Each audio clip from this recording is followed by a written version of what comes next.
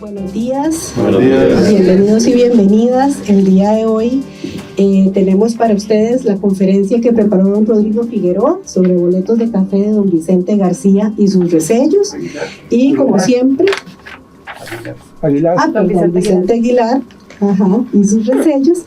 Y como siempre, agradeciendo pues primero la colaboración de don Rodrigo en el ciclo de conferencias numismáticas y la participación de ustedes, ¿verdad?, en forma presencial aquí en el auditorio, que tenemos este público, ¿verdad?, que tanto apreciamos y por el cual se genera todo este ciclo de actividades en el área de la numismática. Esperemos aprender un montón.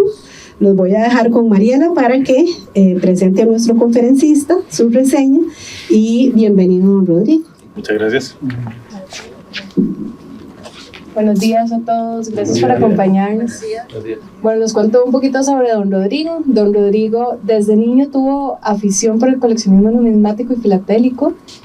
Sin embargo, deja estas actividades al terminar la secundaria y retoma el coleccionismo y se introduce en la investigación numismática a partir del 2008 a raíz de una investigación sobre el escudo nacional de Costa Rica. A partir de ese momento ha investigado varios temas numismáticos sobre Costa Rica y Centroamérica, habiendo participado en 3 congresos centroamericanos de numismática en Costa Rica y Guatemala, y también nos ha acompañado varias veces, esta no es la primera, aquí en las conferencias del museo. Don Rodrigo, muchas gracias. Gracias a usted. Buenos días. Buenos días. Bueno, en primer lugar quiero agradecer al museo por esta oportunidad y a Marielos, a Patricia y a todos los funcionarios. Y también quiero dedicar esta charla aquí a mi hermano del alma, Javier Echeverría, que es descendiente de don Vicente Aguilar. Entonces, una de las buenas razones por las cuales me metí a hacer esta exposición es porque Javier es tataranieto de don Vicente.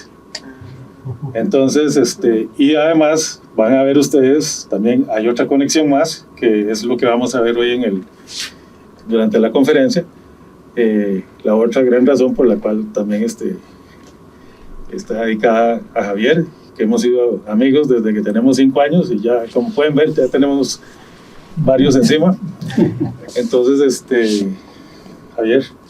Muchas gracias, Rodrigo. Bueno, don Vicente Aguilar es un personaje realmente fascinante desde muchos puntos de vista en la historia de nuestro país. Obviamente una de sus facetas que está más explorada y tal vez donde ha habido más controversia es en su papel en la captura y el magnicidio de don Juanito Mora. Él no ejecutó, digamos, directamente el hecho, no estuvo dentro del tribunal que supuestamente juzga a don Juanito.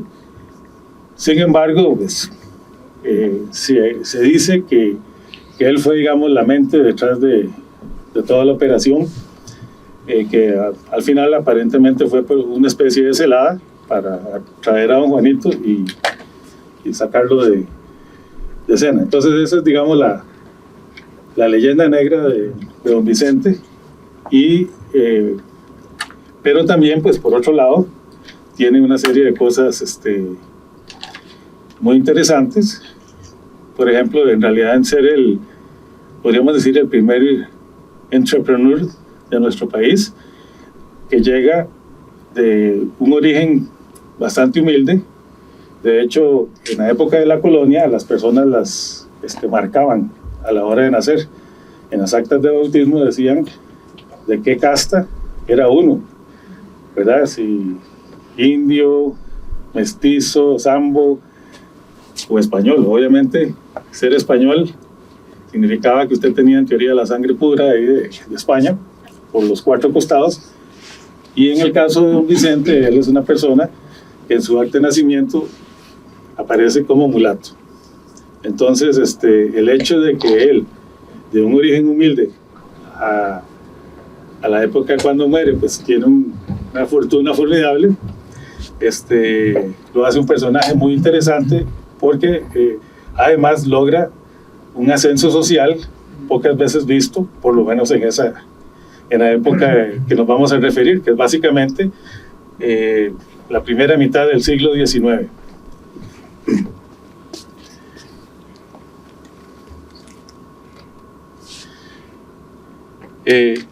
Un poquito de definiciones.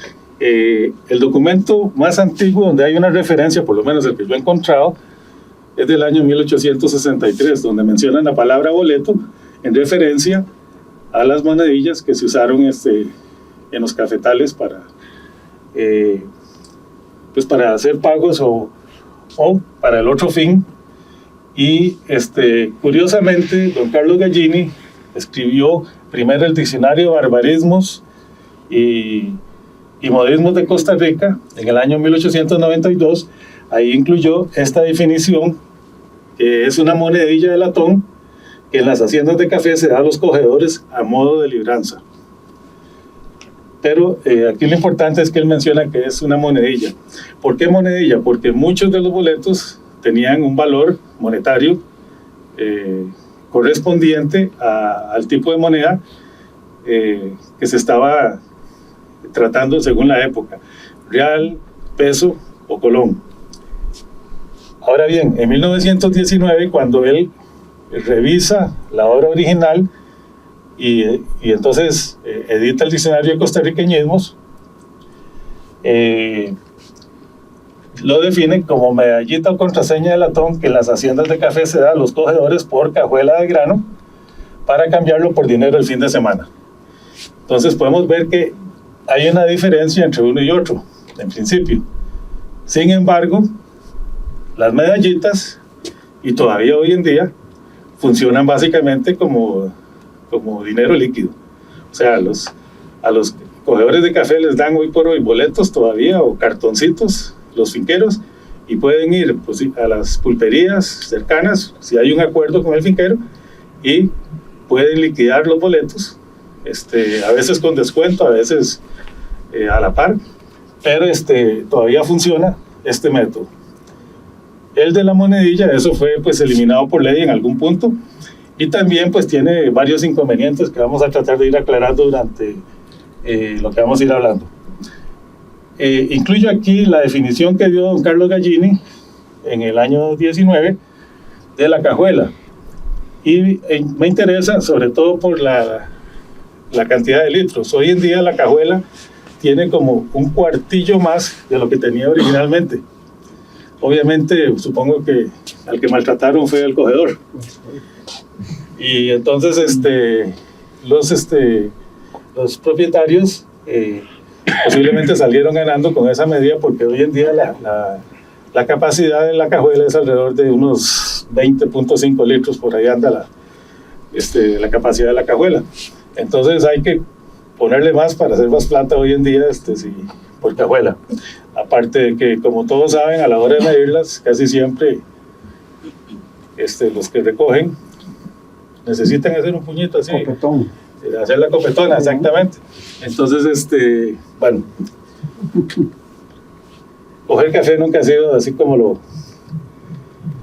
lo más grande. Aquí tengo algunas efemérides o puntos de referencia en el siglo XIX con respecto a la historia del café. Obviamente, tal vez el más importante es que es la fecha que se toma como referencia básicamente hoy en día, que es cuando don Tomás de Acosta aparentemente mandó a traer unas semillas, y entonces comienza la historia del cultivo del café en Costa Rica. Hay otra referencia anterior de como unos aproximadamente 15, 20 años antes, que un gobernador mandó a traer café, pero no queda claro si era para beberlo o si era como semilla, y no queda claro si se sembró o no. Entonces, pero a partir de este momento, aparentemente es cuando comienza el desarrollo del café. Para 1820, entonces, está registrada la primera exportación, que el que se hizo cargo de esa exportación fue don Gregorio Ramírez, un prócer de la independencia, y que él se lleva una pequeña cantidad de café a Panamá, Y entonces por eso sabemos que para esa época se producía y se estaba exportando. Sin embargo, de 1820 a 1832 hay un vacío documental, porque no se sabe, o sea, o por lo menos no hay registradas exportaciones. Sin embargo, el hecho es que para 1832 había suficiente café para hacer exportaciones, lo cual quiere decir que en todos estos años, para mí es imposible creer que no se hayan hecho exportaciones, porque de todas formas el café en ese momento no era la bebida que tomábamos los costarricenses normalmente, sino el chocolate era el cacao más bien. El cacao era lo que se tomaba durante esa época, y de hecho llegó casi a mediados del siglo siendo la bebida preferida de los costarricenses. Todavía en los cuentos de Magón, que son de 1865 por ahí, él menciona que se compraba el cacao para hacer la bebida y todo eso. Entonces vemos que el café en toda esta época básicamente era para exportar. Quiero marcar aquí el año 1825 porque hay una referencia documental de que en el gobierno de don Juan Mora Fernández, perdonen, se da incentivo al café quitándole, no tenían que pagar el diezmo, y en algunos casos también se comienzan a ofrecer tierras para que se siembre el café. Eso quiere decir que durante los gobiernos de don Juan Mora es cuando realmente se le dio el impulso a la actividad cafetalera.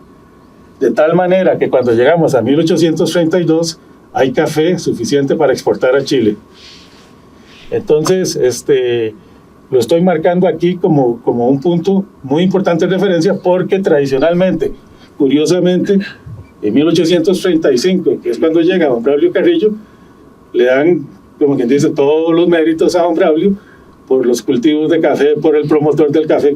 Don Braulio lo que hizo fue seguir facilitando lo que ya venía, lo que ya estaba sucediendo, lo que ya él no podía parar, más bien. Si se hubiera opuesto al café, lo hubieran desterrado en 1835 y no en 1842. Entonces, marco esto porque creo que la historia del café necesita todavía ser replanteada y darle pues méritos a los que en estas temporadas, tanto los españoles que comenzaron a traer el producto porque necesitaban meter nuevas fuentes de riqueza, tanto para las personas como para las arcas. O sea, los españoles también necesitaban que les entrara dinero, obviamente a la hora de cobrar impuestos. Entonces, desde principios del siglo, vemos que comienza la trayectoria del café. 1832, entonces marca el primer boom cafetalero. Al llevarse café a Chile para ser reexportado como café chileno a Inglaterra, el negocio resulta tan rentable que comienzan a expandirse las fincas. Y vemos que señores como Montealegre, incluso don Juanito Mora y otros, comienzan a acrecentar sus fincas y cada vez a tener más terrenos, y además cada vez van consolidando el café que se sembraba en todas las pequeñas fincas, porque el café empezó en pequeñas fincas. Todavía para la época de la exportación directa a Inglaterra, el café en buena medida tenía que ser consolidado, irse a recoger a las pequeñas fincas para que el exportador ya se encargara de mandar el envío. Entonces, en 1844, don William Le Lacher, a principios de año, sale para Inglaterra. Entonces, esa marca también, es un parteaguas. ¿Por qué? Porque entonces pagan más por el café, se gana más dinero, y entonces el café se va para arriba. Las fincas, incluso, comienzan a crecer un poquito más. O sea, al ver incentivos, se van haciendo más grandes. Va cambiando la forma de propiedad de los cafetales. Marco aquí 1848 porque se dio la primera crisis, o sea, la primera caída de precios de café que afectó a nuestros cafetaleros. Entonces muchos se asustaron, algunos vendieron fincas, etcétera. O sea, lo que pasa siempre que caen las cosas, entonces mucha gente trata de salvar ahí, se ponen nerviosos. Y entonces, precisamente en esta época es donde se da la famosa venta de la finca La Verbena a don Vicente Aguilar. Don Vicente Aguilar compra eso de oportunidad, por decirlo así. Y entonces, a partir de... por eso estoy marcando también esta fecha. En 1856 aparece un decreto de cuál es el tamaño de la cajuela de don Juanito Mora, que la define precisamente en la cantidad que había mencionado antes, de 16.6 litros, y que se mantuvo hasta, creo que como 1940, no me acuerdo por ahí. Esa era la cajuela que venía desde tiempos de los españoles. Tenemos también aquí 1857, que es cuando realmente termina la guerra, la guerra de 1856-57, cuando el 1 de mayo de ese año, Walker es expulsado por primera vez de Centroamérica. Después hizo otras intentonas, pero digamos ahí terminó el capítulo de la guerra patria, pero esa guerra tuvo consecuencias a nivel de cafetaleros. Básicamente los que fueron a pelear eran usualmente pequeños productores, y pidieron préstamos y cosas así, y entonces desafortunadamente algunos que murieron por el cólera, otros que los mató la guerra, o que por estar en la guerra no pudieron atender sus fincas, entonces muchos comienzan a perder las fincas y se dan las consolidaciones, por ejemplo las grandes fincas de los señores M.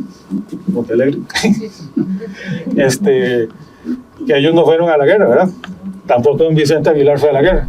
Entonces los que no fueron pero tenían plata y eran los que prestaban, entonces lograron expandir sus fincas a otro nivel. O sea, podríamos decir que casi que por acá es donde nacen las haciendas cafetaleras, propiamente. Antes eran fincas, parcelas, cosas más pequeñas. Aquí comienza el negocio a otra escala, y bueno, marcamos aquí este año que es donde muere don Vicente Aguilar, que es el centro de nuestra charla de hoy. Murió joven, de 53 años, sí.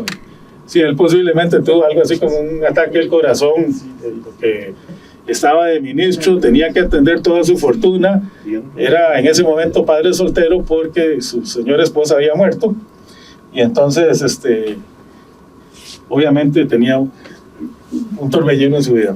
¿O lo asesinaron? Bueno, podría ser ahí, no se sabe.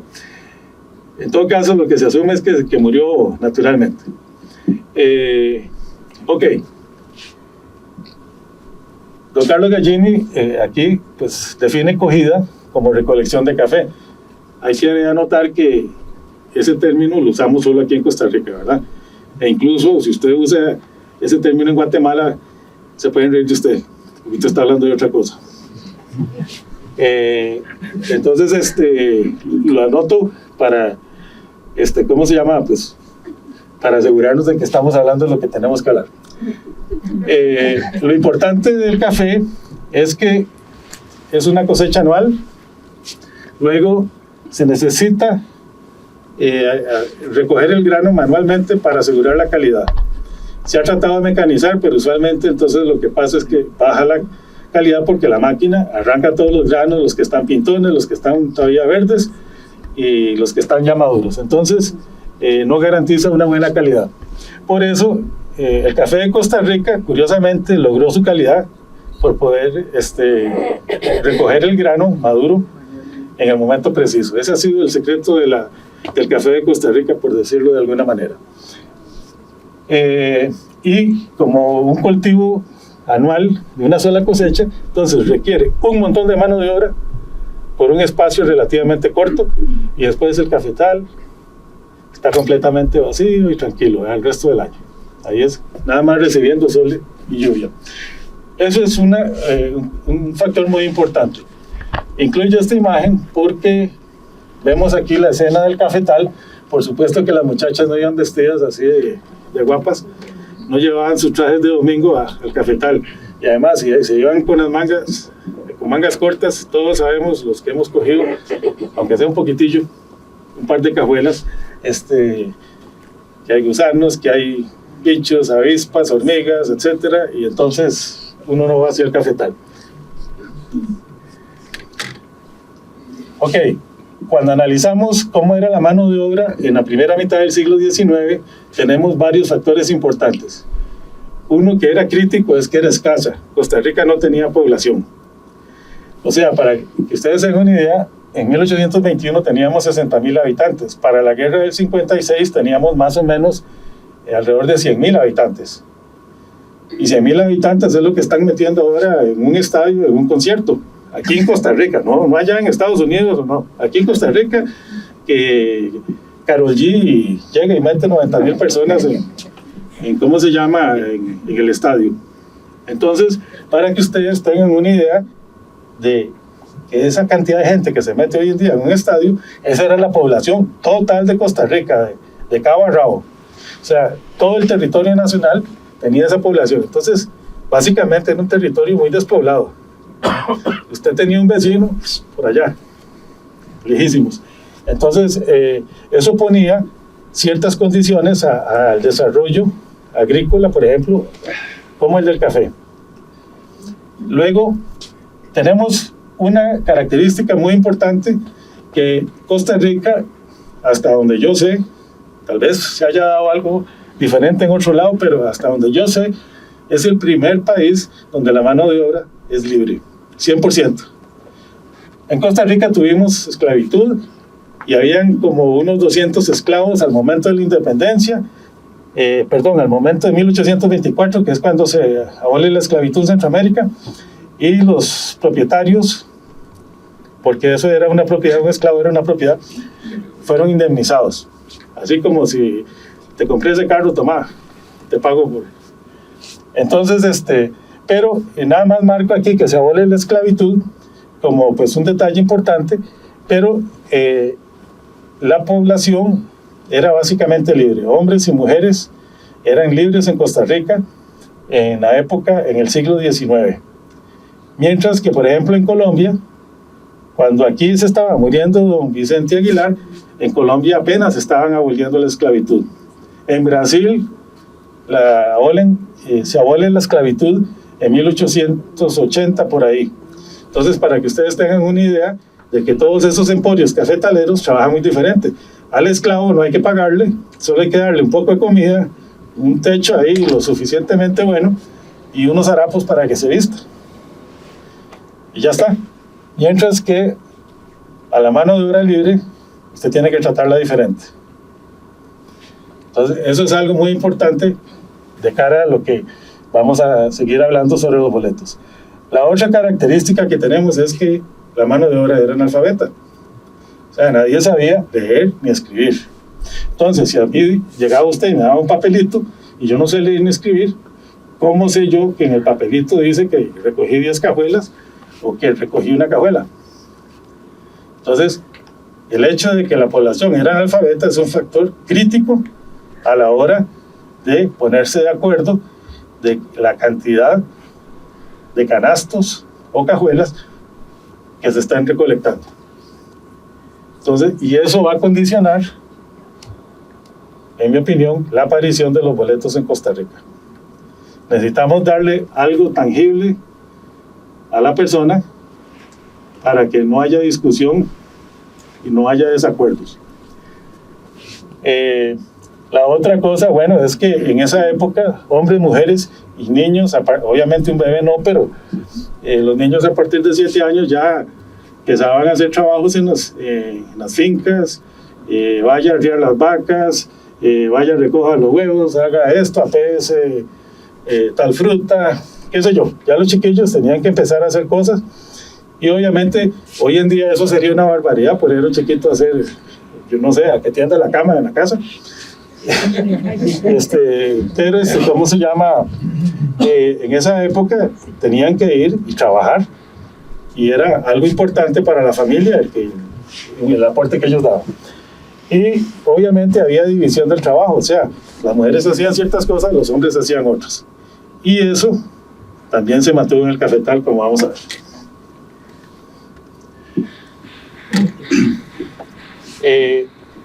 Le puse este título a esta filmina porque en el cafetal, y recojo esta definición de Carlo Gallini, él no puso cogedores ni puso cogedor, puso cogedora, mujer que se ocupa de la recolección del café.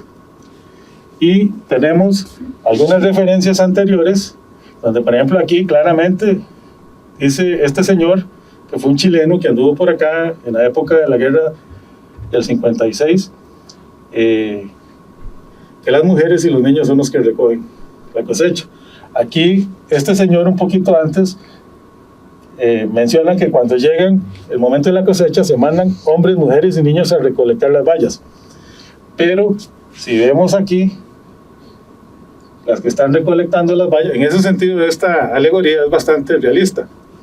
Los hombres que están haciendo están también ocupados, pero aquí los vemos, están jalando el café porque en esa época no habían camiones, sino carretas, y una carreta jala, no sé qué, una media tonelada de café, no sé cuántas cajuelas será en eso, pero es una cantidad relativamente pequeña. Entonces había que hacer un montón de viajes al beneficio, ir y volver, y al ritmo al paso de los bueyes, ¿verdad? Entonces había una gran actividad. Hay algunas fotos creo que no sé si era del beneficio Justiniani y algunas así, donde se ven un montón de carretas en algunos cafetales.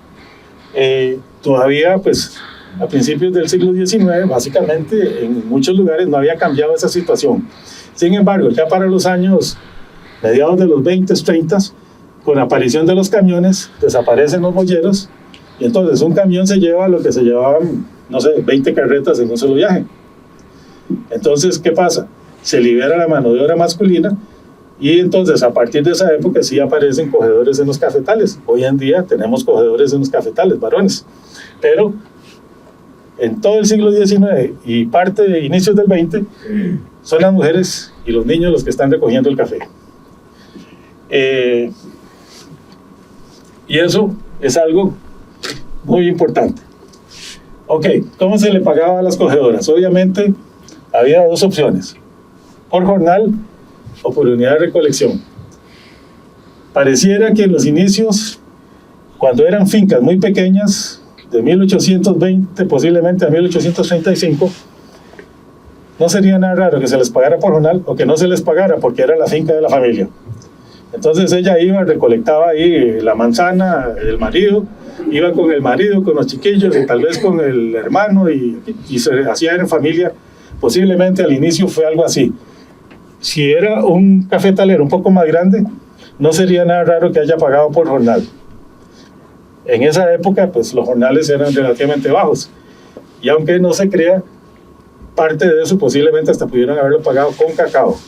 El cacao desapareció en Costa Rica en 1865 aproximadamente, que era la moneda, el menudo.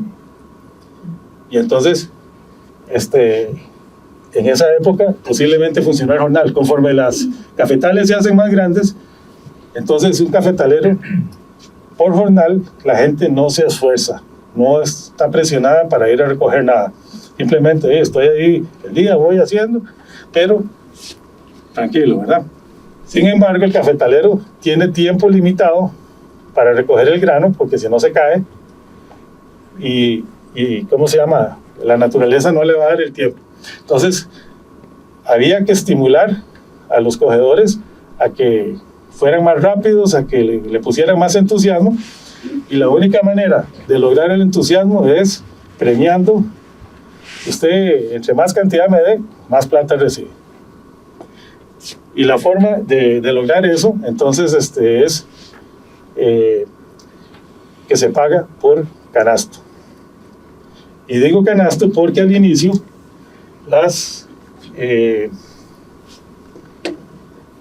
tenemos boletos que nos dicen que se pagaba canasto. Ahora bien, en esa época puede ser que el canasto fuera de tal tamaño, más o menos, que era muy parecido a la cajuela. No sé ¿verdad? Si eso es así como que uno corresponde al otro, no era una época donde habían sacos así como disponibles para que lo que hacen hoy en día los que están recogiendo, que llenan un canasto, lo echan en un saco, van y cogen otro y lo echan en otro saco, y al final del día sacan todos los sacos y miden los sacos. En esa época no era así. Entonces posiblemente usted recogió un canasto y entonces le daban, de ahí que los boletos, ¿cómo se llama? Marcaban un canasto. Tenemos aquí otro boleto que es de los, creo yo, de los más antiguos, que es de Ventura Espinal, que creo que es a la fecha el único boleto de plomo que está registrado. Y pongo este aquí porque en sus inicios es probable, en mi opinión, que los primeros boletos... Era mi tatarabuelo. Ah, bueno. Sí, aquí un montón de los que menciono son tatarabuelos de algunos de nosotros. Estamos aquí.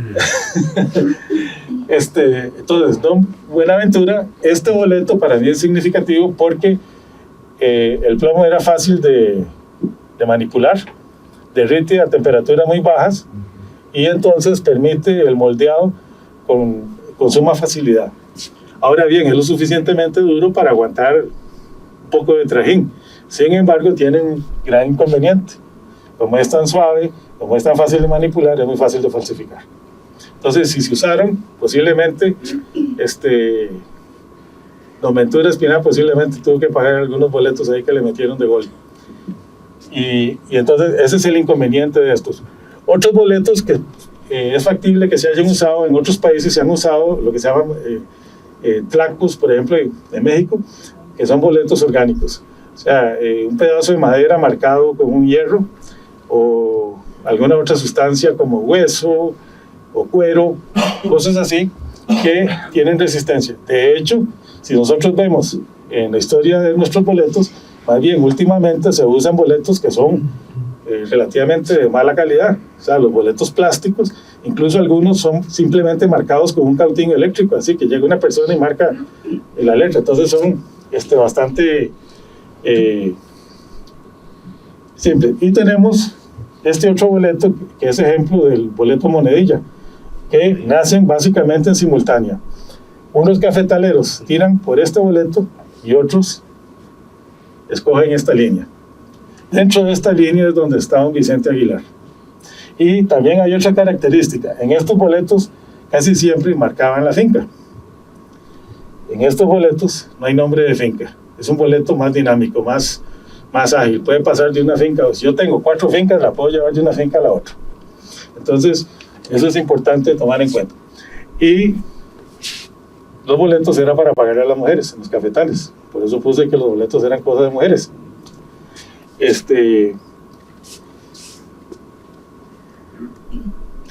Ok, el boleto, como había mencionado un poco el origen, básicamente lo que viene es a solventar el problema de ponernos de acuerdo por la cantidad de café que yo he recolectado y ponerme de acuerdo con personas que no saben leer ni escribir. Entonces la manera más simple, lógica y que ha perdurado a través de toda la historia es entregar algo que sea más o menos tangible. Hoy en día entregan cartones porque hoy casi todo el mundo sabe leer y ahí dice que don Francisco Collado reconoce 5 cajuelas y un tiquetito ahí, una cartulina o qué sé yo. Entonces existen boletos de ese tipo. Hoy en día es factible eso. Pero durante casi toda la historia del café, por lo menos unas 3/4 partes de la historia del café, esa situación no era así. Entonces, para poder lograr ponerse de acuerdo con las personas que recolectan el grano, hay que llegar y entregar algo que sea tangible. Solo quiero mencionarles, hay una famosa conchería de Aquileo Echeverría, bueno, famosa seguro para los viejos, los muchachos no sé si han leído Aquileo, que se llama Mercando Leña.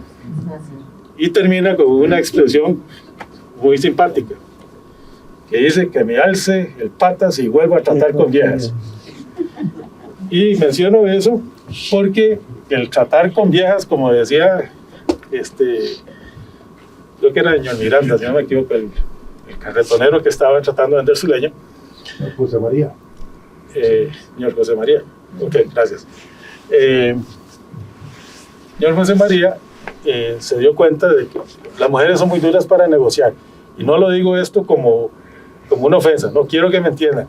La mujer, particularmente en esas épocas cuando está negociando, está defendiendo la leche de sus chiquitos, por decirlo así.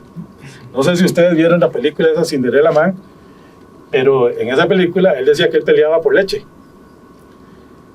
Y las mujeres pelean por leche, pelean por el sustento de sus hijos. Por eso son fieras cuando se trata de hacer los negocios. O sea, no aguantan que les roben un cuarto de real, ¿verdad? Porque no es válido. O sea, se están esforzando por el sustento de sus hijos. En cambio, los hombres siempre tenemos otra mentalidad. Entonces, por eso somos más flojos. La mujer tiene muy claro su objetivo y por eso no va a soltar. No regala un 10. Entonces, eso lo menciono porque en el cafetal, para evitar los pleitos a la hora de la recolección, boletos. Y entonces el boleto probó ser una solución que se mantiene hasta nuestros días. Todavía el boleto existe, todavía se usa y todavía, aunque oficialmente no tiene valor, tiene liquidez porque los cogedores de café van a las pulperías y ahí negocian. Ok, vamos a ir entrando entonces ya más específicamente con don Vicente. Ya mencionamos que era mulato, así está marcado él en su acta de bautismo. Nace en 1808, que es curiosamente en el mismo año donde en teoría se comienza a sembrar café en Costa Rica. Muere en 1861, 53 años, siendo en ese momento el ministro omnipotente, así le llamaban. Se casó en 1939 con Dolores Salazar. Logra casarse con una señora de cierta alcurnia, aunque venía de Nicaragua. Un factor importante de don Vicente es que era una persona que aprendió a leer y escribir. Él fue educado. Y entonces eso le va a dar herramientas importantes para seguir adelante en toda su carrera. Don Rodrigo, perdón, es que dejó de usar el micrófono y para que la grabación quede uniforme. Ok, disculpe. ¿Y con cuál mano hablo?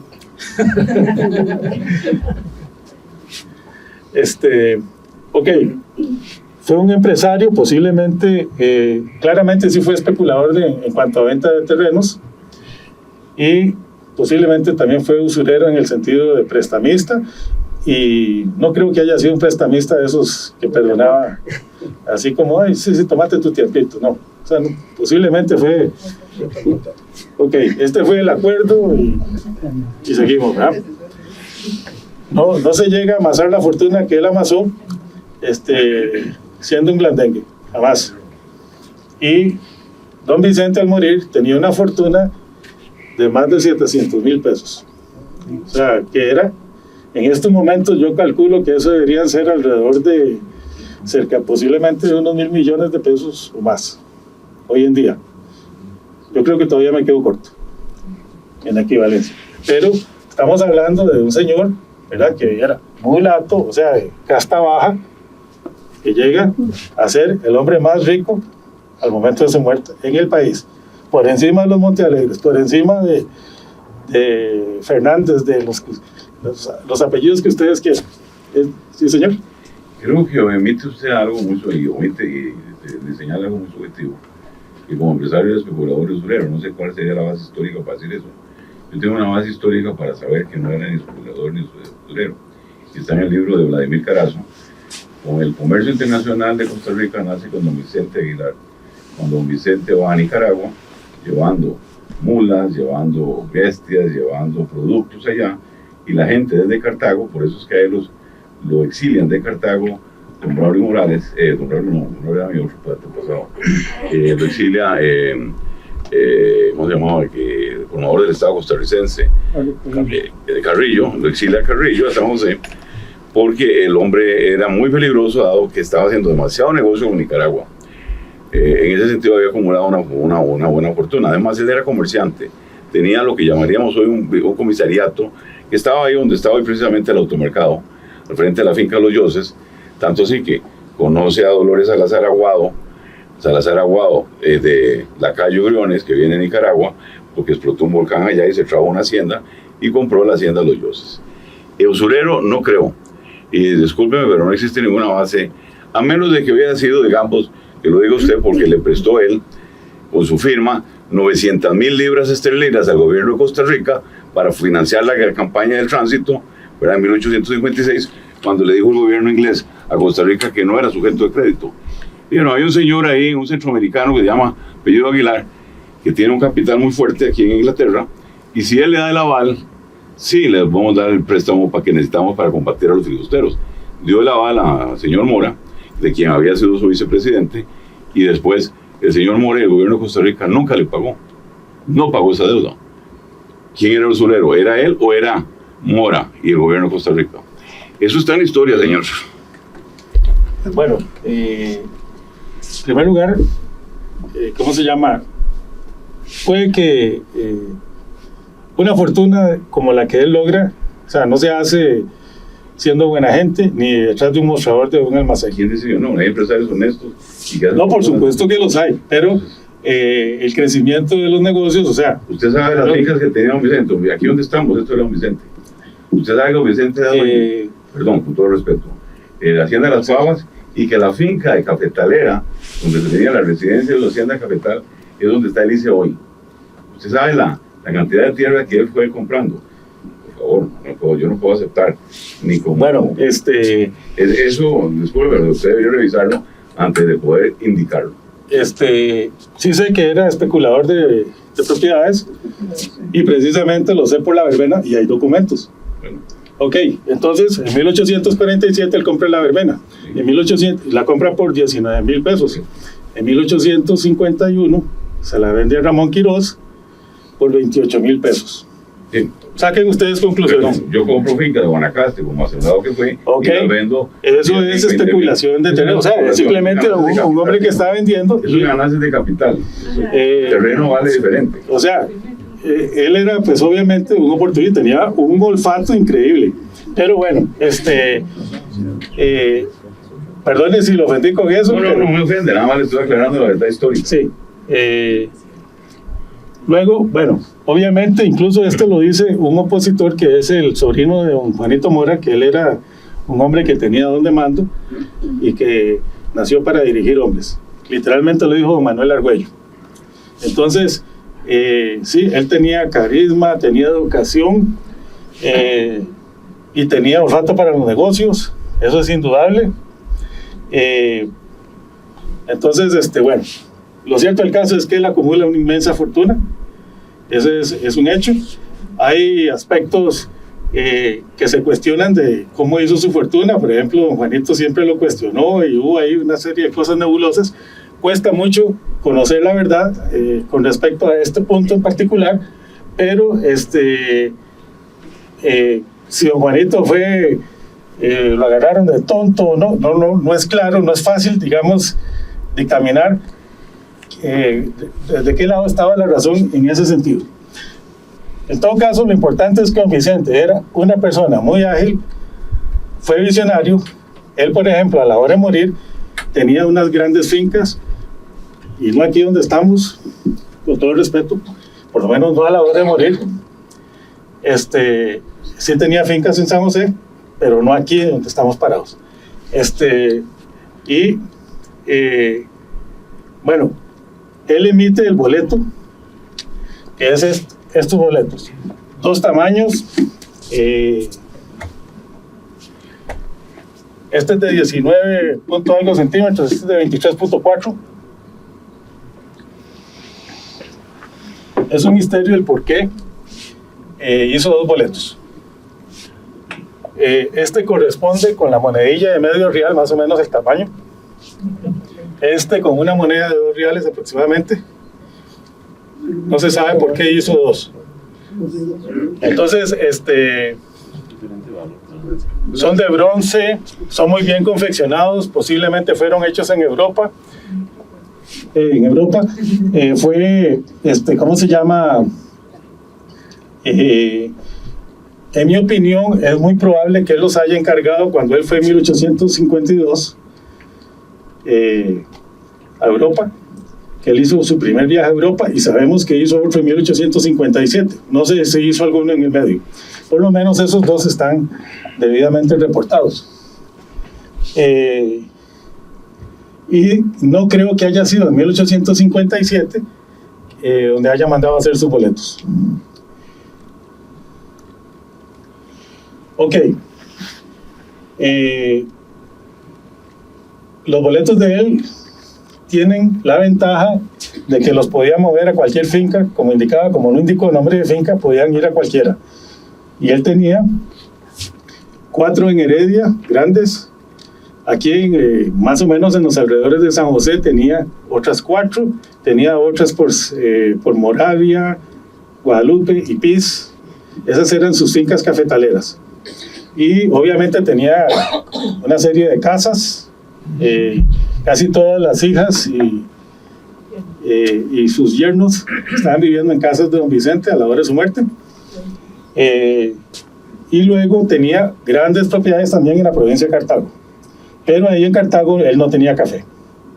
Eran potreros y otro tipo de cosas.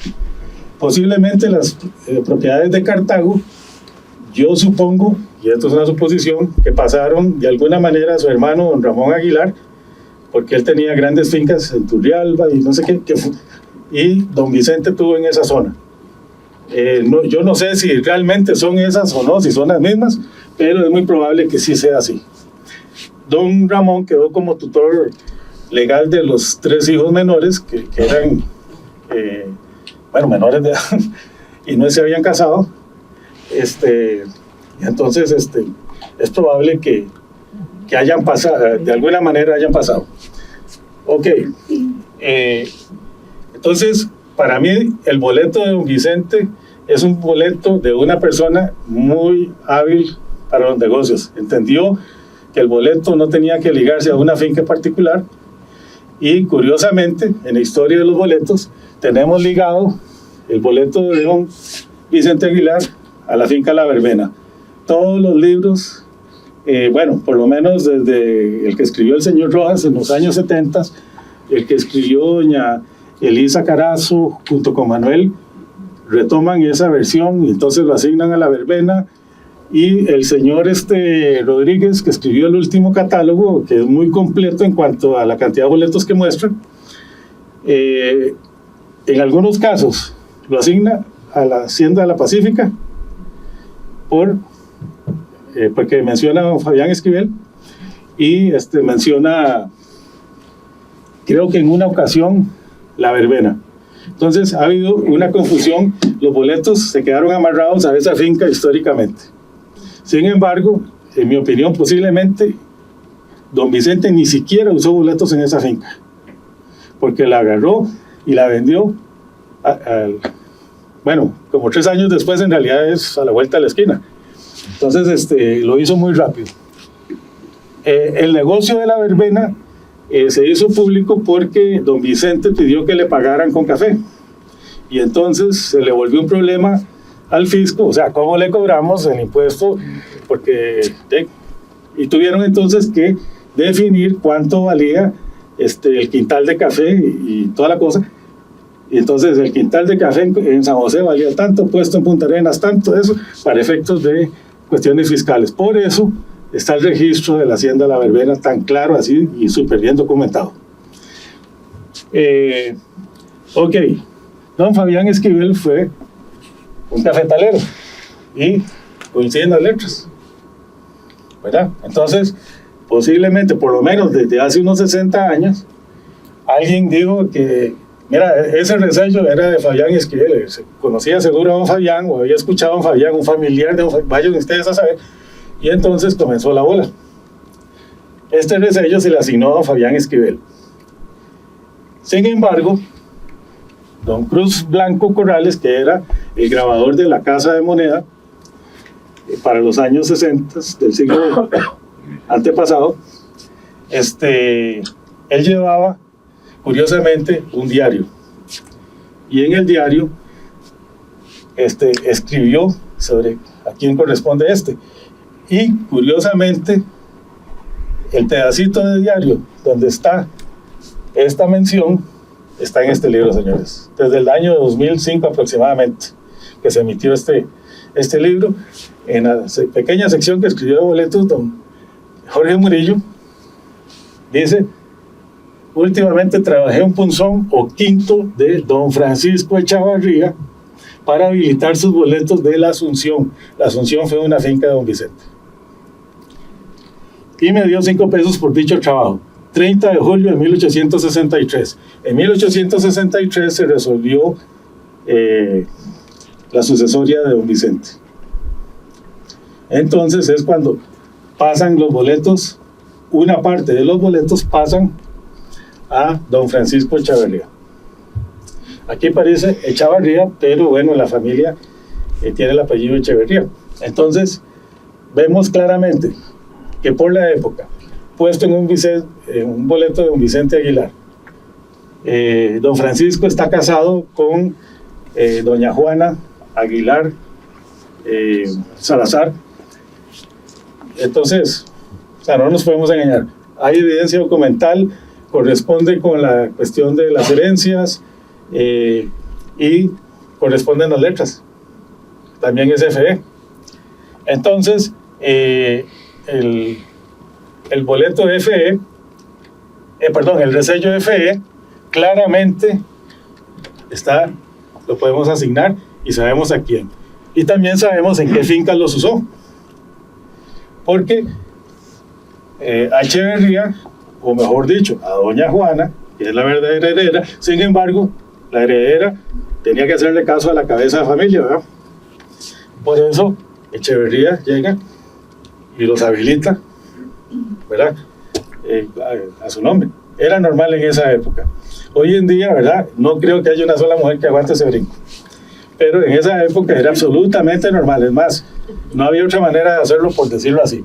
Entonces, don Francisco Echeverría llega y manda a hacer de habilitado. Es el primer boleto de habilitados. Hay varios boletos que dicen habilitado por... Está el de don Francisco Pinto sobre centavos de Estados Unidos, que se ha vuelto un boleto muy famoso y muy valioso, porque como es una monedita de Estados Unidos, entonces resulta que se pagan precios exorbitantes por los boletos de don Francisco, que hizo uno que dice habilitado por F. Pinto.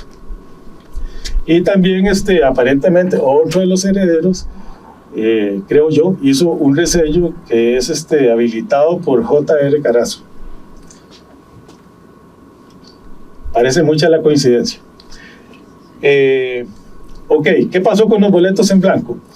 La teoría mía es que los boletos en blanco pasaron al hijo de don Vicente, que era un niño en esa época, pero heredó una finca que se llamaba María Aguilar, que estaba por los lados del cementerio y posiblemente llegaba hasta el río María Aguilar. De esa no me preocupé para esta investigación. Tengo los datos porque saqué copias de la testamentaria, de cuántas manzanas tenía y todo eso, pero esa finca fue la que heredó el hijo varón de don Vicente. Y este boleto es el más común, este resello es el más común de todos, o sea, casi cuesta conseguir un boleto que no tenga este resello. Ok, este que tenemos aquí es don Francisco Echeverría y este es doña Juana. Estos son los abuelos y los bisabuelos de Javier. Y entonces estas son las 4 fincas que recibe en la provincia de Heredia. La Asunción, ahí por el cruce de San Antonio. El Barrial, ahí por esa zona, casi pegando a la Asunción. Luego recibe una finca que se llama La Martínez, que esa sí no la he podido localizar, pero estaba en esa zona también. Y después Río Segundo, pero está en la provincia de Heredia. Y en la provincia de Heredia, Río Segundo significa ahí donde están los manantiales de Echeverría. Hay una calle que se llama Echeverría y hay un distrito, o por lo menos un sector ahí del cantón de Flores que se llama Echeverría. Una pregunta, Barrial de Heredia, ¿por qué Barrial? Si eso era de Braulio Morales. Posiblemente... Yo soy descendiente de don Gabriel Morales y también de don Francisco Echeverría, era mi bisabuelo. Posiblemente en el Barrial puede ser que haya habido más de una finca. Solo mencionan una hacienda en el Barrial y curiosamente, ahorita vamos a ver, esa finca es la con la que se queda precisamente doña Juana cuando ella está vieja y emite boletos ella.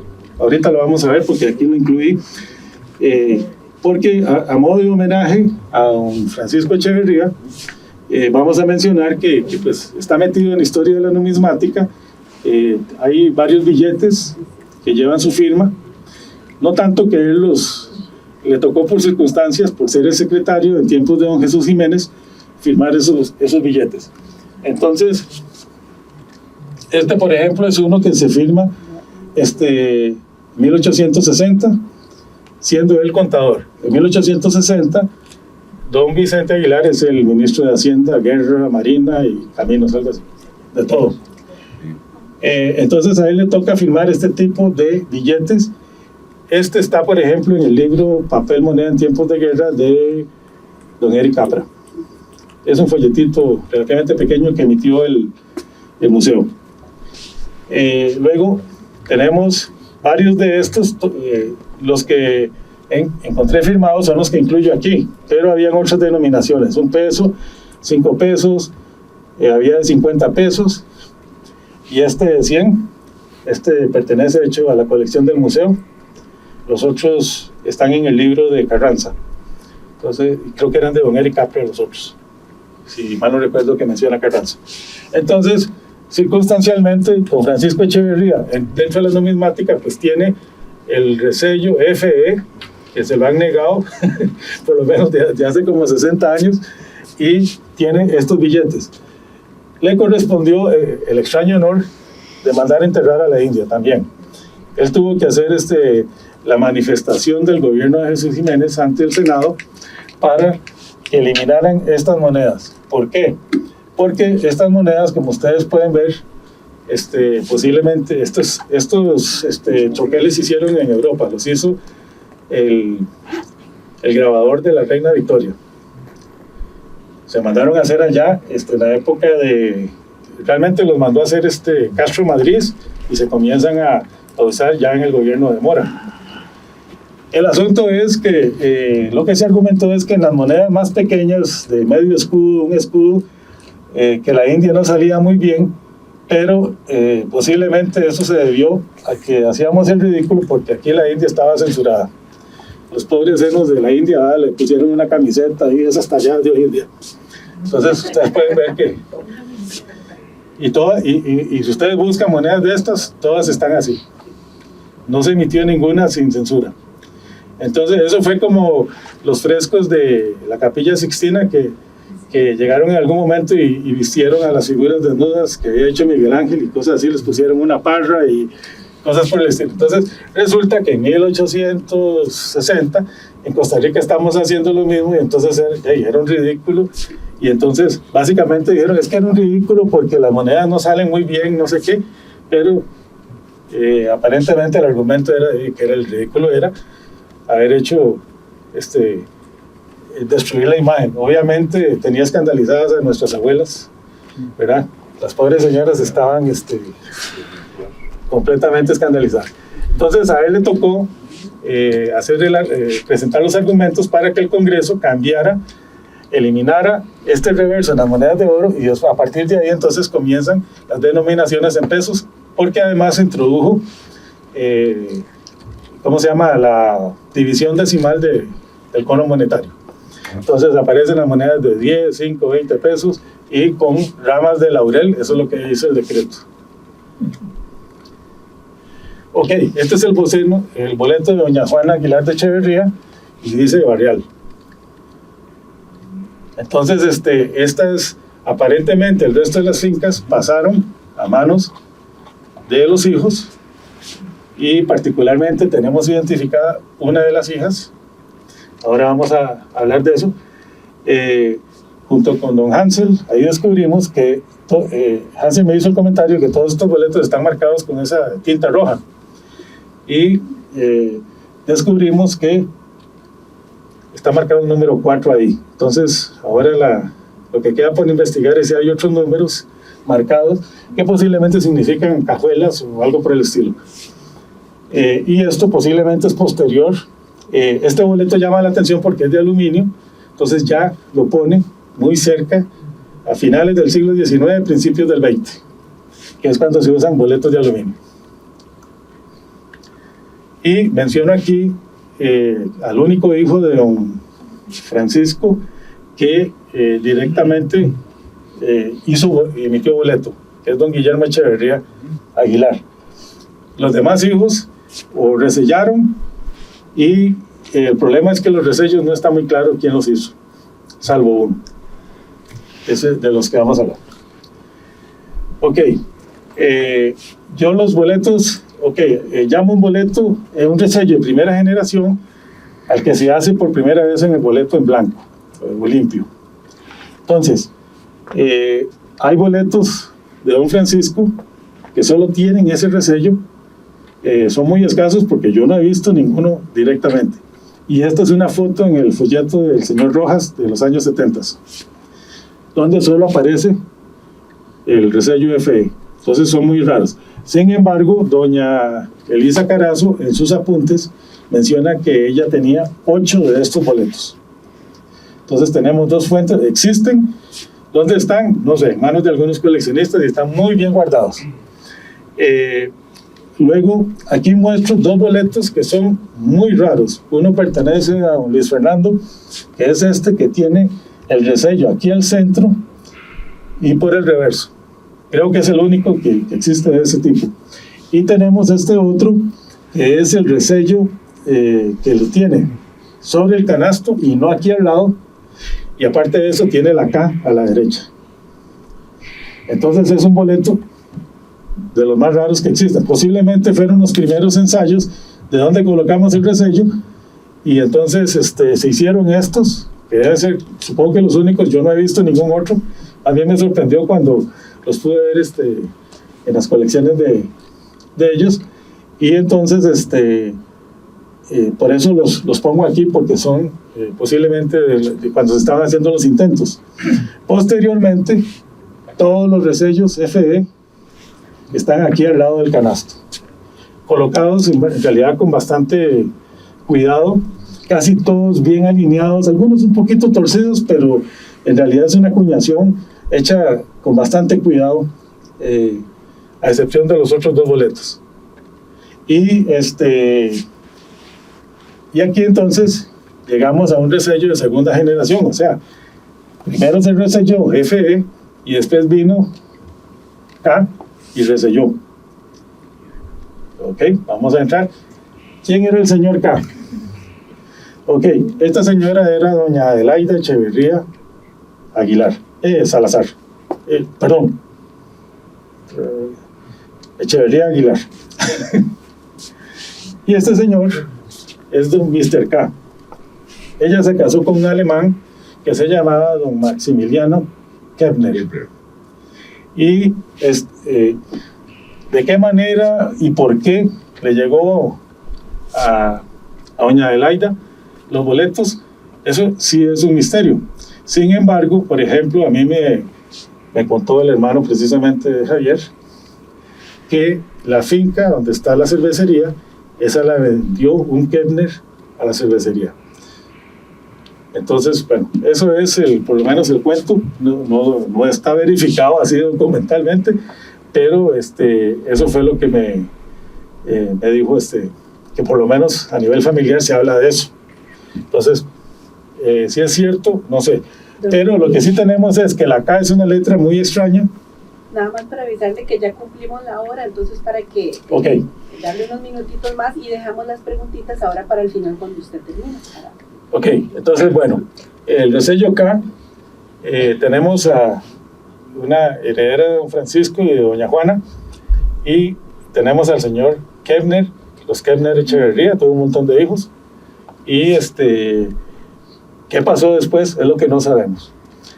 Aquí tenemos otro de los resellos que son de primera generación.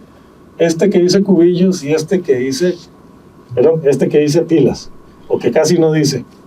Aquí se ve bien el nombre, pero no se ve bien la figura.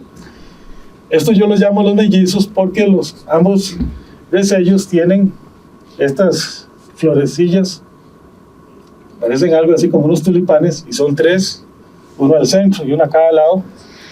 El resello, el nombre está por encima. Creo que este me quedó al revés. No sé por qué la máquina lo volvió. Bueno, está así encima y tienen este bordecito ambos.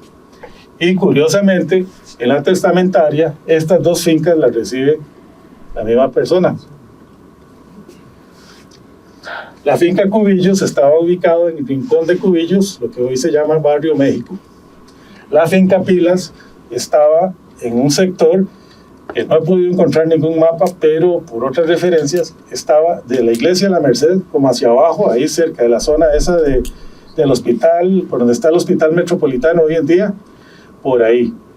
Esa finca, la Pilas, estaba por ahí. ¿Por qué se llamaba ese sector Pilas? No sé, y después el nombre cambió, al igual que cambió el rincón de Cubillos por Barrio México. Los que heredaron fue doña María Dolores Aguilar, fue la heredera, y don Juan Rafael Carazo es el esposo de ella. Entonces, estas 2 fincas pasan a manos de ellos. Es demasiada coincidencia la forma y todo, y en este caso pusieron el nombre de las fincas, no los nombres del que resellaba. Entonces, por aquí hablamos de resellos de segunda generación. El de Cubillos yo no lo he visto sin esta especie de cruz o trébol o no sé cómo lo quieran llamar. Y encontramos boletos de Pilas con esta letra B. Entonces, estos son boletos, no sabemos quién es B, tal vez siguiendo testamentaria se puede averiguar, y tampoco sabemos quién es el de la cruz. Esa va a ser posiblemente más difícil porque es una simple figura y ni siquiera es una letra que hay una clave. Tenemos otro resello de primera generación, que es esta flor. Está mencionada por doña Elisa Carazo, y ella en sus apuntes hizo este dibujo. Y además incluyó la única referencia, en el libro de Manuel Chacón y de doña Elisa, mencionan que hay una letra W entre los resellos de Vicente Aguilar. Y la única W que he visto ha sido esta. Entonces, solo esa referencia tengo, no sé si algún coleccionista ha visto, yo no los he visto, pero aparentemente existe. Y además existe con esta letra G, que obviamente es de segunda generación, no está asignada, y la flor no sabemos a cuál de las personas. Sabemos que el señor Pinto heredó todas las fincas que estaban aquí por el lado de Guadalupe, Moravia, pero él hizo su propio resello, o sea, emitió sus boletos en centavos. Aparentemente no usó los boletos de Aguilar, vaya usted a saber si era muy orgulloso y qué sé yo, no sabemos la razón, pero él mandó a hacer sus propios boletos sobre los famosos centavos. Y entonces, aunque él hereda fincas de café, aparentemente no usa los boletos de don Vicente. Tenemos aquí el boleto, esta que yo llamo flor de lis. Podría ser perfectamente también una letra del alfabeto cirílico, pero no puedo estar seguro de que es que de momento lo llamo flor de lis porque se parece un poquitillo más a eso y es algo más familiar para nosotros. La flor, en mi opinión, se hizo antes porque existe esta foto donde se ve esta figura aquí. Este es del folleto de Rojas sin la X. Entonces, por eso, y además esta figurita la pusieron en los dos lados. Esta está encima, por el lado de atrás, sobre el resello. Por eso aquí el resello se ve como medio borroso, el FD. Porque justo ahí es donde pusieron esta figura. Sin embargo, aunque nos da pie para pensar que este es el resello de segunda generación y este es de tercera, no sabemos. ¿Quién era X? Buena pregunta, ¿no? Son de esos que no sabemos y que es una letra muy poco usada ¿cómo se llama? Entre los nombres y apellidos, ¿verdad? Ok, aquí tenemos resellos de segunda y de cuarta generación, por lo menos con respecto a esta X, ¿verdad?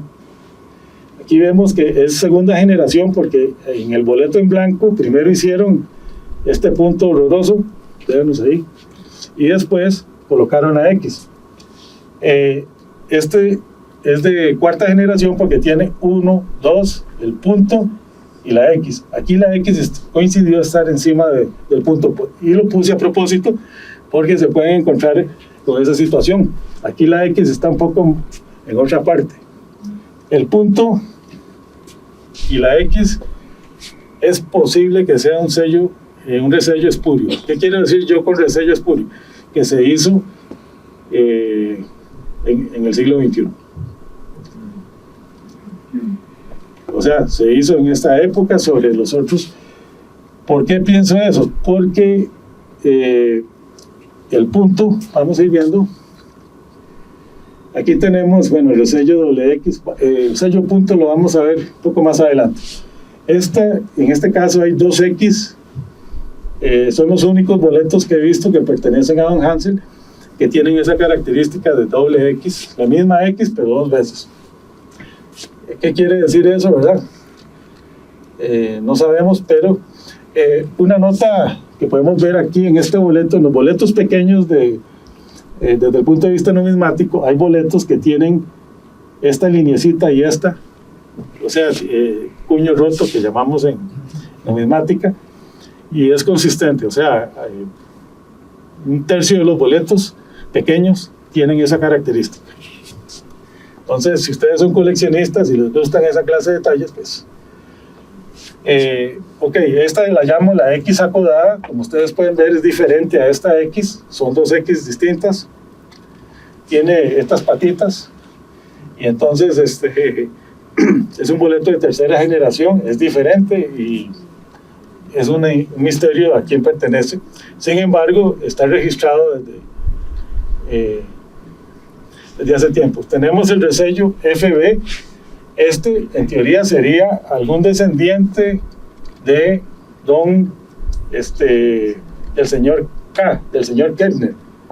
Sin embargo, no coincide, aunque tuvo hijos que se llamaban F, pero no se llamaban FB, no tenían el segundo nombre. Entonces, ha sido difícil poder llegar y decir, posiblemente es esto. Habría que hacer una investigación más profunda.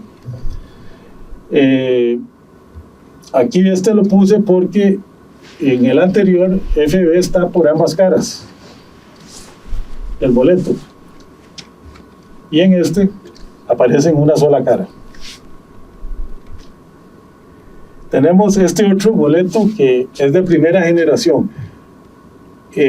Todo pareciera indicar que las 2 letras se colocan en simultánea, o sea, es como la misma acuñación. Sin embargo, cabe la posibilidad de que primero sí se pusiera una letra y después la otra. Este boleto se asignó simplemente por coincidencia de letras a don Manuel Benavides.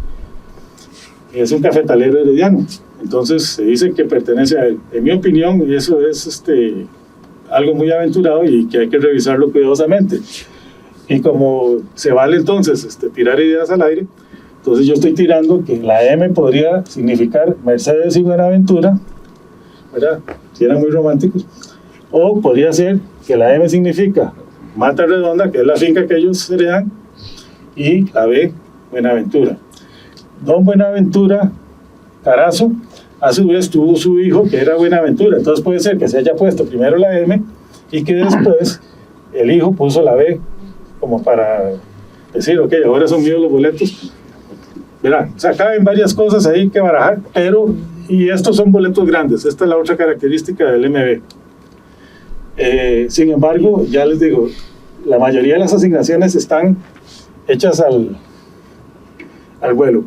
Existe este boleto JM, Dentro de los apuntes de doña Elisa, entonces dice que, y uno de ellos en JM, en la cara de la mata de café, tal y como aparece aquí. Pero al principio dice, habilita 8 boletos habilitados por FE.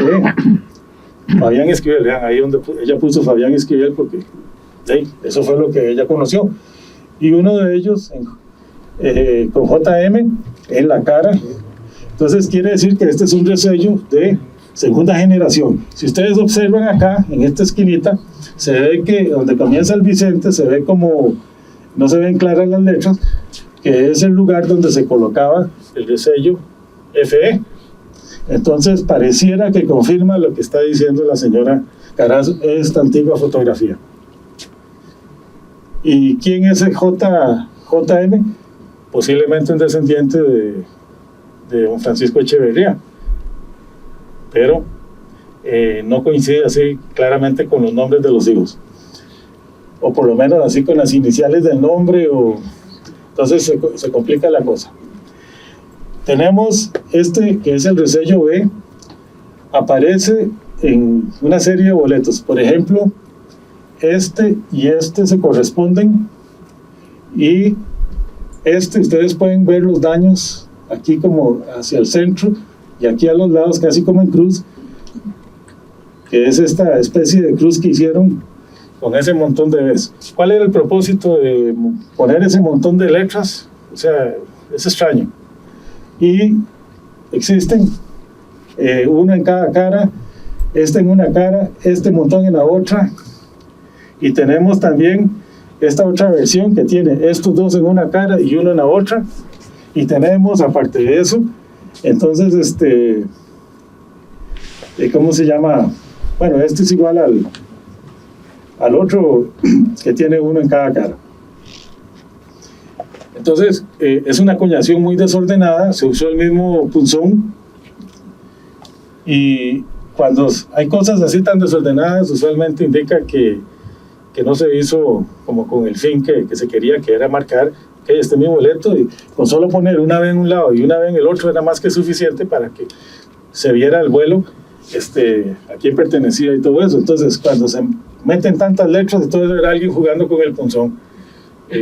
Por eso a mí me parece que es probable que y además no está mencionado en ninguno de los libros de antes de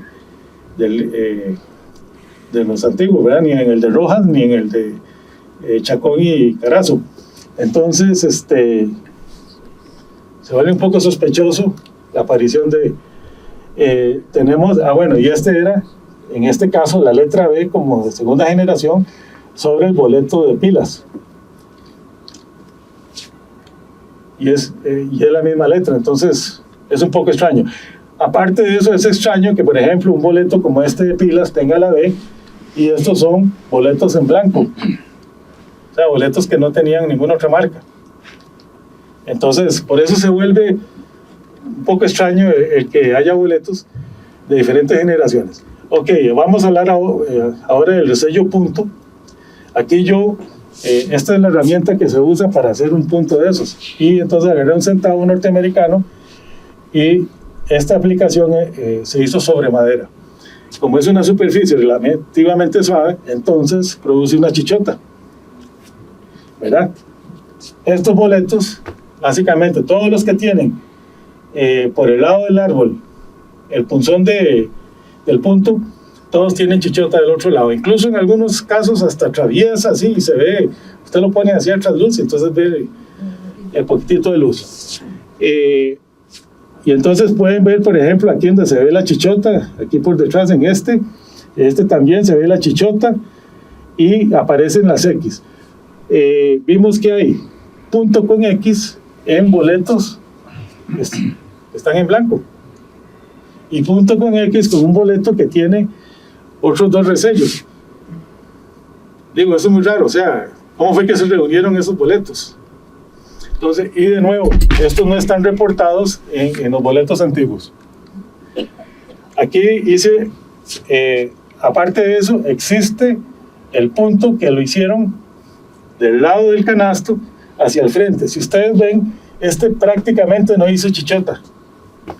¿Qué quiere decir eso? Que se hizo sobre una superficie más dura, algún metal.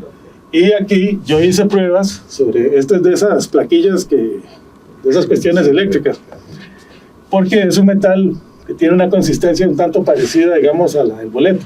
Entonces, estas dos se hicieron sobre superficie suave. Vean el chichotón que se hace y vean aquí el huecote, ¿verdad? La sombra que produce sobre superficie suave. Estos se hicieron sobre superficie dura. Entonces vean que la sombra que deja es relativamente pequeña y por detrás, en este caso, la superficie era lo suficientemente dura para dejar incluso una marca. Entonces existen, pareciera que dos personas distintas hicieron los puntos. Aquí pueden ver cómo hay incluso huequitos en las chichotas y hay puntos, vean, en boletos que tienen esto, que tienen FEK, y en boletos que están en blanco. O sea, por favor, eso es bien extraño. Entonces, pues, a mí me parece que es alguien que se puso a jugar con los punzones.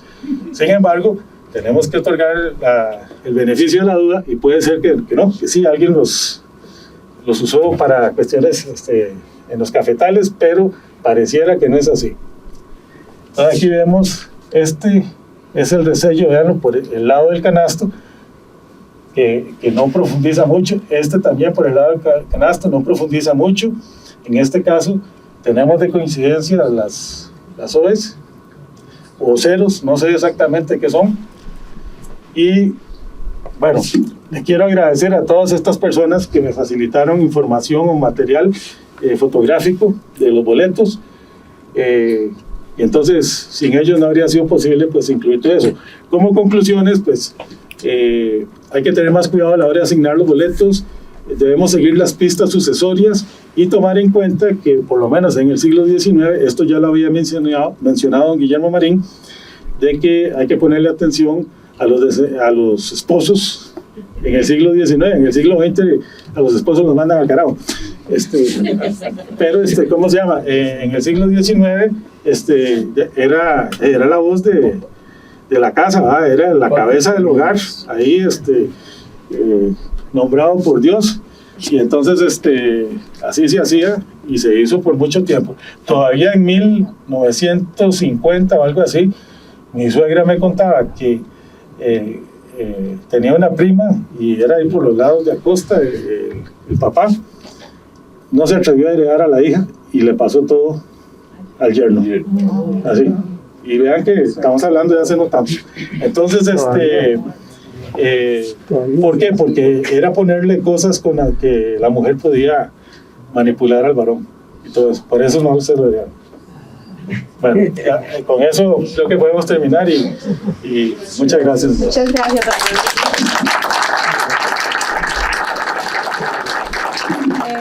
Vamos a pasar al refrigerio, nos extendimos un poquillo más, entonces tal vez unas 2 preguntitas así como muy puntuales y podemos seguir por supuesto con don Rodrigo comentando, ¿verdad? Lo que subimos a tomar el refrigerio.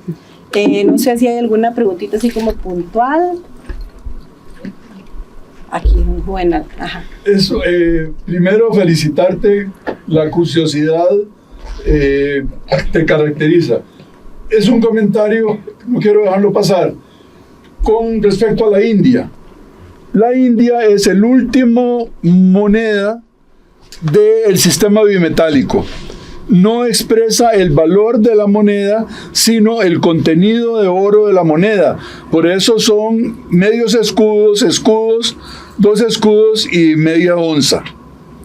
La media onza no vale 8 pesos, sino vale 9 pesos. Es decir, la onza está corriendo a raíz no de 16, sino de 17 pesos. La media onza son 8 pesos y medio. Y el medio escudo, es decir, lo que llamamos peso, realmente es 1.125 de peso. Termina el sistema bimetálico, la unidad monetaria es el maravedí, cosa que poquita gente lo maneja, y empieza el sistema decimal, que vos lo mencionaste, donde sí aparece el valor facial de la moneda. pequeño detallillo ahí de la... Gracias, Julio. Otra. Y si no, pues quedan también convidados a la próxima conferencia, que sería el sábado 26 de octubre. Por allá ya. Sí, agradecerle, interesantísima la charla. Sí. La verdad es que ni cuenta nos dimos del tiempo que pasó. Sí, Muy buena. demasiado interesante, de verdad. Bueno, también temático en esta. gracias, muy agradecido también con Rodrigo por la dedicatoria y por esta lección excelente, magistral, interesantísima, ¿verdad? Yo me pregunto, si, digamos, en este caso vos estudiaste los resellos y todos en la de Vicente Aguilar, pero si alguien, digamos, compraba una finca que no era, que había sido de Vicente Aguilar o algo así, pero podía traer otros boletos que no fueran de Vicente Aguilar y también usar el mismo resello, digamos, un FE que no perteneciera a Vicente Aguilar o algo, o una X o una O o un punto de esos. Bueno, con la FE no se dio porque fue precisamente mi bisabuelo el que llega y hace ese resello. El problema con los nombres es que, y bueno, esto es una cosa que se ha discutido un poco a la hora de los traspasos de fincas. Si la persona, en mi opinión, si la persona estaba viva, no traspasaba los boletos si tienen su nombre. O sea, no tiene sentido que yo, Vicente Aguilar, te venda la finca La Verbena y te traspase boletos, los cuales usted puede venir a cobrármelos a mi finca en el momento de la colecta. Y tiene mi nombre, o sea, son mis boletos. Entonces, es evidente que las personas que habían puesto su nombre se los llevaban con ellos, por lo menos al inicio. Al morir, los heredaban o los hijos o el yerno, o en algunos casos ya pasaban a otras manos, podían terminar vendiéndose, pero en mi opinión inicialmente no se pasaban así de fácil. Si era el nombre de la finca, eso es otra cosa, como en el caso de Cubillos, los que mostré ahí, que a pesar de que venían de Vicente Aguilar y sabemos ahora quiénes fueron los que resellaron esos porque heredaron esas dos fincas e hicieron idénticos punzones, entonces, ¿cómo se llama? Llevan eso. Una cosa que no hice en la investigación y pienso hacer ahora más adelante, que no me fijé porque el testamento de don Vicente es un tomo así gigantesco. O sea, solo en el almacén que él tenía con el señor Alpres, él tenía una sociedad al momento de morir. Es increíble ver todos los ítems que tenía el almacén. Por ejemplo, a nivel numismático, el dinero en efectivo que él tenía y la composición de monedas y todo, es también muy interesante. O sea, da para miles de cosas, ¿verdad? Y entonces es un testamento que en realidad, no sé, creo que algún día algún historiador se pone y lo estudia y es, ¿verdad?, súper extenso y súper rico. Ok. Bueno, una última para pasar porque ya ese café está porque listo hace rato. Me uno a las felicitaciones por la excelente investigación que usted hizo y creo que ha quedado plasmado en su presentación con algunas agazapos, como diríamos. ¿No encontró usted ligado a al estudio de los boletos de don Vicente algún boleto de la sociedad Mora y Aguilar? En mi opinión, en esa época, aunque se dice que los boletos empezaron en 1840, esa es la tesis sostenida por varios investigadores, en mi opinión, los boletos empezaron más cerca de 1850 o si no después de 1850, porque no hay traslado de boletos. Por ejemplo, don José Joaquín Mora, que es el que le vende la finca La Verbena a don Vicente, no le trasladó boletos, y don Joaquín posteriormente emitió boletos que al morir él pues pasaron a otras manos y toda la cosa, porque las fincas de él obviamente se vendieron y él no tuvo hijos, don José Joaquín. Entonces, por esa razón, en mi opinión, no existían boletos en ese momento. Y además, la otra cuestión que yo planteo es que es probable que en esas etapas iniciales se hayan usado boletos orgánicos, un pedazo de cuero con un buen sello caliente. Es difícil, digo, no es imposible falsificar, pero tampoco es tan fácil, ¿verdad?, hacerlo como de un día para otro, ni nada por el estilo. Entonces, o sea, no es como agarrar esas fichas de plástico y con el cautín uno pone ahí la letra V, o sea, que es facilísimo porque son incluso letras así mal hechas. Entonces, digo, eso lo falsifica cualquiera. Pero para mí que en esas etapas tempranas o se usaron materiales como el plomo o se estaba usando boletos orgánicos. Y los problemas del plomo, como ya dije, bueno, aparte que se dobla muy fácil y una serie de cosas, tal vez los que somos viejos recordamos un poco lo que se usaba con los clavos para sellar el techo, ¿va? No me acuerdo cómo. Arandelas. Entonces, y uno las doblaba con facilidad y todo eso. Quiero una última comentario de mi esposa ya. ¿Qué querías decir? No. Sí. Okay. Muchas gracias, don Rodrigo, de verdad, y un aplauso y vamos